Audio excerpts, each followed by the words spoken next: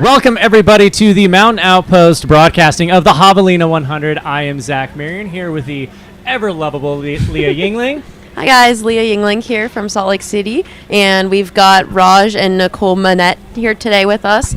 Zach, you want to hit us off with some intros? Yeah, absolutely. So we've got, as Leah said, we've got Raj, Pannu, and also Nicole Monette here with us. This is both of your first runnings of the Javelina 100, correct?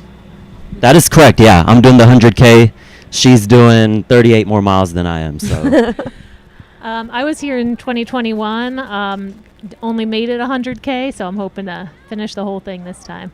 Fantastic. Awesome. And Raj, you just came off of the Kauai 50 miler and had a pretty great day out there. Was that a setup to this race, or did this race show up later? Tell us about your journey here. Anytime you finish an ultra, you're like, I don't want to do this again. And then somewhere down the line, you're like, have nothing better to do with my life, so might as well do another ultra. And that happened within the next 24 hours. So that's a quick journey. Yeah, that's right. So signed up for Javelina, heard about all the buzz surrounding it, a couple of golden tickets for you to possibly win. So I'm looking forward to it personally. Awesome. And then you guys are both Hoka athletes, is that correct? Yep. Awesome. That's correct, yeah. And Nicole, if you want to tell us a little bit about yourself, I know that you live and train in Michigan. You've got a couple extremely fast 100-milers under your belt, and I think you were telling me before this you had an attempt here a few years back and ready for a little bit of redemption today. So tell us about the journey, especially the last year that you've had. Yeah, I am from Michigan. I live there with my husband and 3 kids. I have 2 boys and a girl, so busy life, work as a physical therapist out there. Coming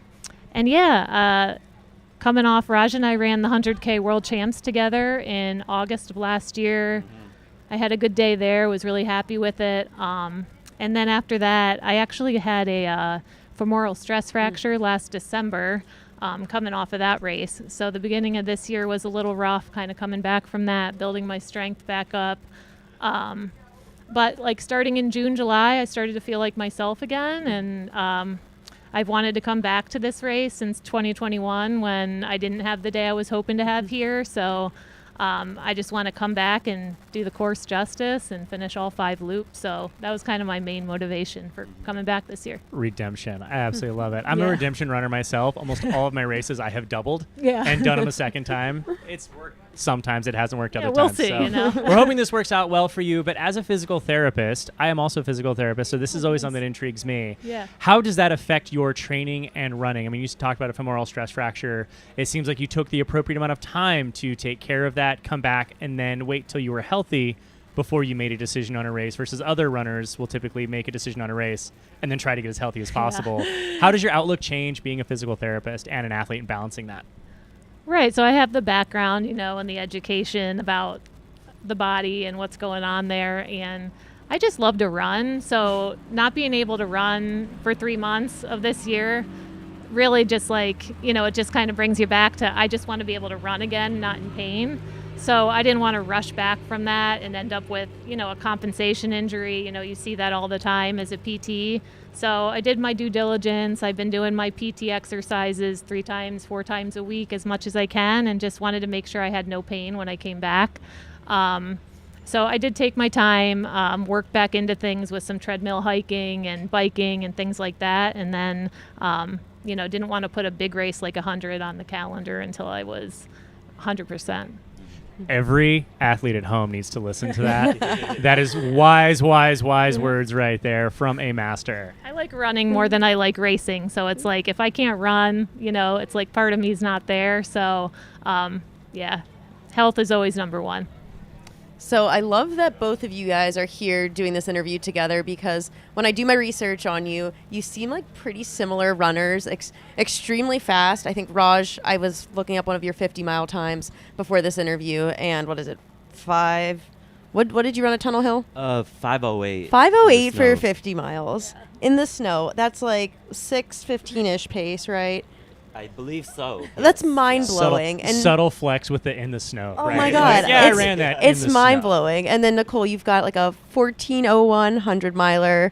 At Worlds last year for the 100K, you ran, under 7:30 for 11th place. Is that Yeah, right? 7:34 for 11. On the Team USA gold medal, right? Oh, that's awesome. So Javelina is a race that is flattish, relatively flat. It is fast. It's also on trails. Talk about how you guys prepared for that, being a little bit more from like the road, flat, fast backgrounds. There were 3 workouts that I did. One was like a steady state run, which is about a minute slower than marathon pace. It best replicated like 50 mile to 100K pace. And then another would be just a trail run to get elevation. And then the other one would be marathon specific work. I would still love to do a marathon down the line this year, try to get an OTQ. So I felt like all of that, like cumulatively, just adds to a good, strong background for a race just like this. So Awesome. One thing I incorporated into my training this year that I've not done in the past for this race is some specific treadmill work once a week, where I would kind of simulate the steady climb on the first half of this loop, because it's, it's not a mountain, but it's definitely not flat. So I did some simulating at 100-mile effort on like 3 to 5% grades, with some heat involved, because it's cold in Michigan, and so I had to so I kind of multitasked there with that.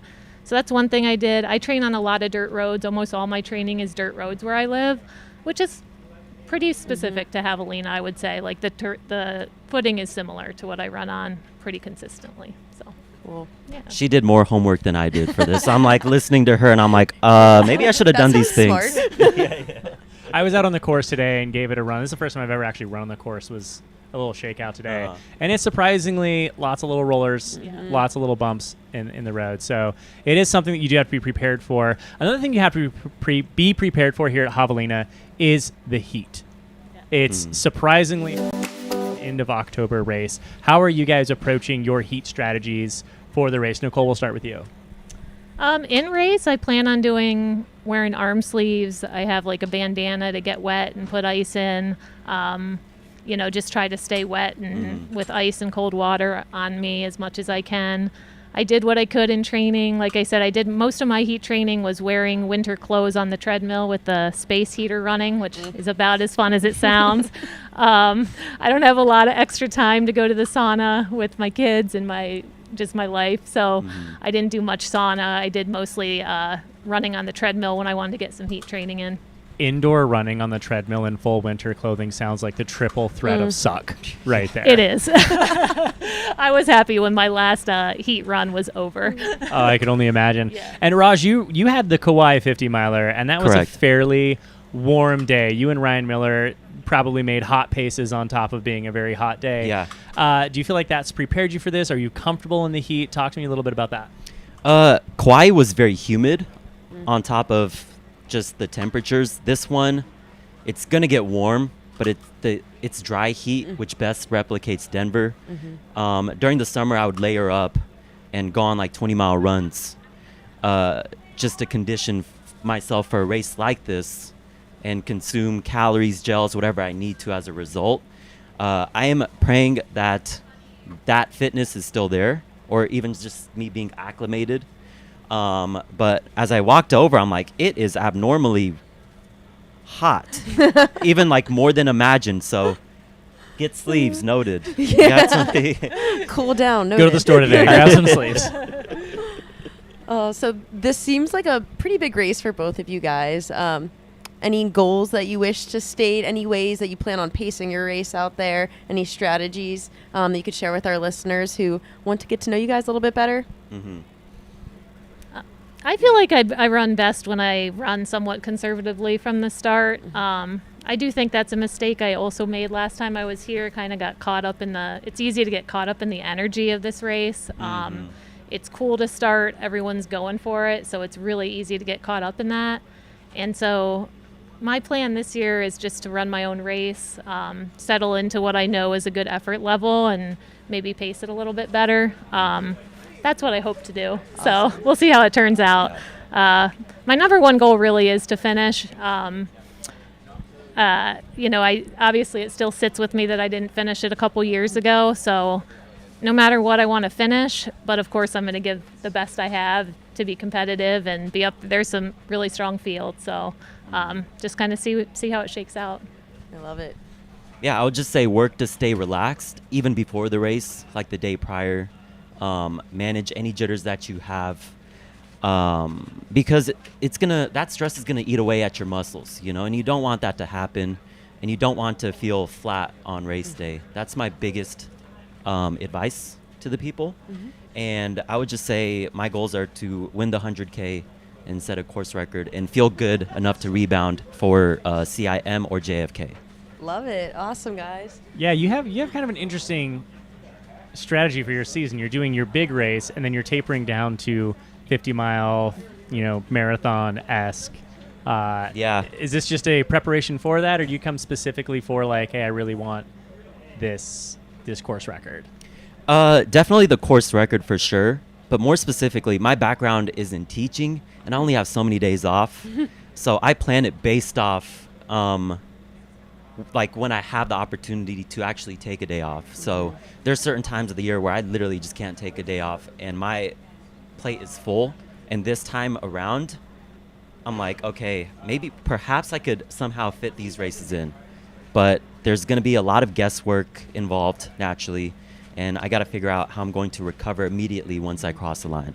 Yeah, I love the methodical approach of two working professionals getting the training done. You said you didn't do your homework, but it sounds like you've done some homework. Really excited. At least got the fitness. Yeah, so you guys got the this. fitness. Yeah. Excited to see you both out there. I don't know, Zach, anything else? Nothing else from me. We're excited to see you guys out there shredding. Leah and I will both be on the course, so we'll be cheering you guys on respectively. We wish you the best of luck out there. Manage the heat, manage the miles, and have fun. Thank you so Awesome. much. Yeah. Thank Good you. luck, guys. Appreciate it. Appreciate it.